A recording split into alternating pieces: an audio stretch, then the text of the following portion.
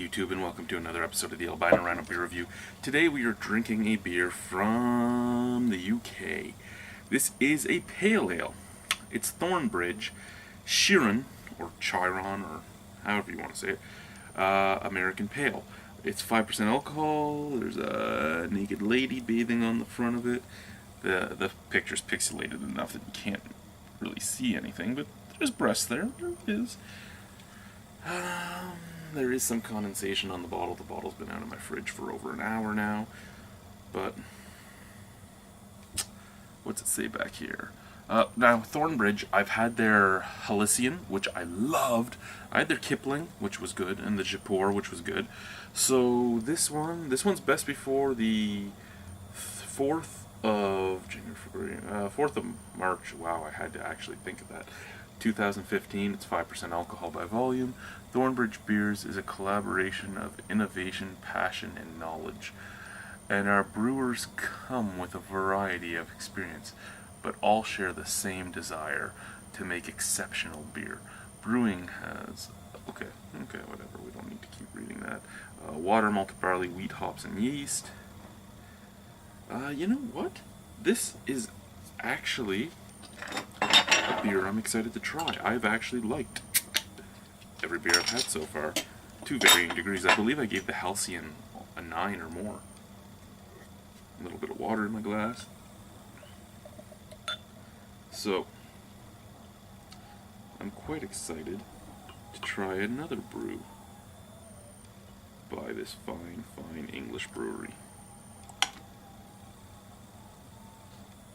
So there we go.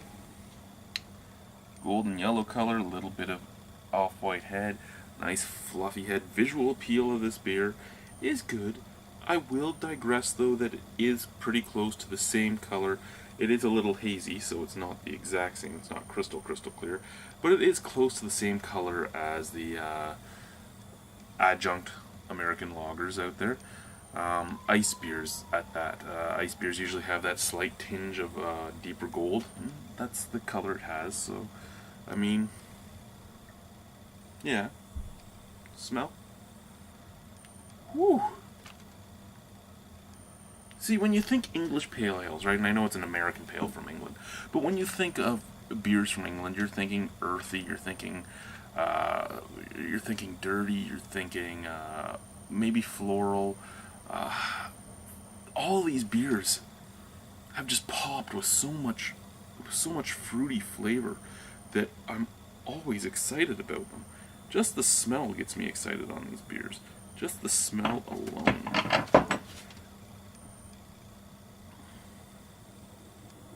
Oh.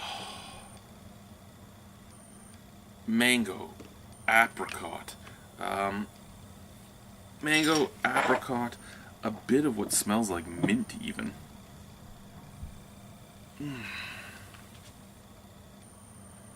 Blood orange, passion fruit.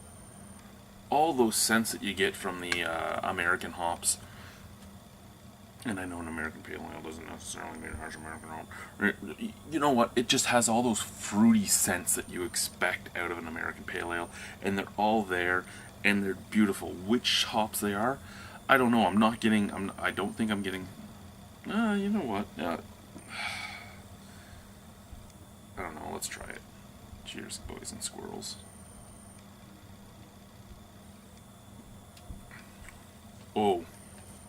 Oh, that tastes just as inviting as it smelled. Whew.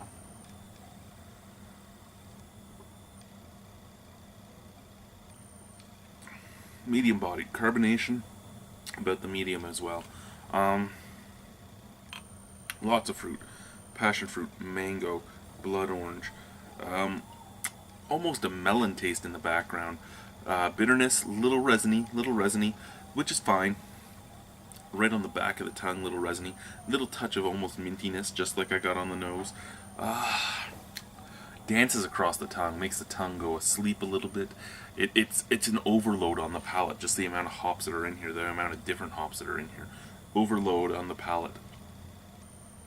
But I'm saying that, and I gotta put an asterisk there because it's not an overload because it's too bitter. It's just so many different flavors hitting all at once. It's layered. You'd probably get a different palate. You'd probably get a different taste profile with each sip. That being said, this has so much nose, so much aroma, and so much flavor that I would actually say if you brought this down by like 0.1% and brought it under 5, it could easily be considered a session IPA here in North America. Because session IPAs are basically hoppier pale ales. I know they have their own style now, but a watered down IPA is basically what you're looking at, and that's kind of what this comes off as. It comes off as just a low ABV IPA. Lots and lots of flavor, lots and lots of nose, and a low ABV so that you could session these things. It's 5% alcohol. You could drink bottles of this. Nice, light, refreshing, tiny bit of bitterness, and I say resiny, but it's that refreshing resiny. It's just there. It just sticks on the tongue and in the back of the throat, just minimally.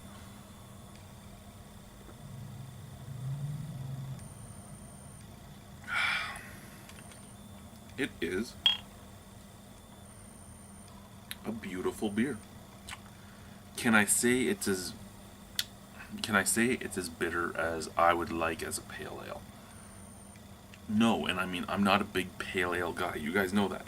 I'm a hophead, but not a hophead at the same time. I'm more a malt maniac. I want balance in my hoppy beers. I want to be punched in the face, but I also want a sweet backbone to make it so that I don't do this face when I drink it. I don't want that face. This little too light on the hoppiness. Well, on the bitterness, I should say. A little too light on the bitterness. It does leave a kind of watery bitterness in your mouth afterwards. I mean, after the flavors fade, it's just gone, and it's a slight bitter tone in the background. Other than that, this beer is perfect. This beer is basically perfect, other than the bitterness factor. A little more bitter, it would be a perfect beer. Out of 10, fuck, you know what? I have to give this a 9.25. This is a great beer.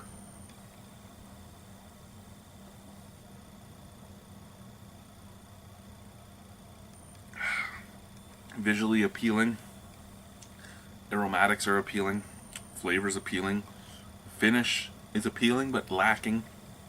9.25 out of 10. I can't say anything wrong with this beer. Artwork's appealing. Thank you guys for watching. Bye bye.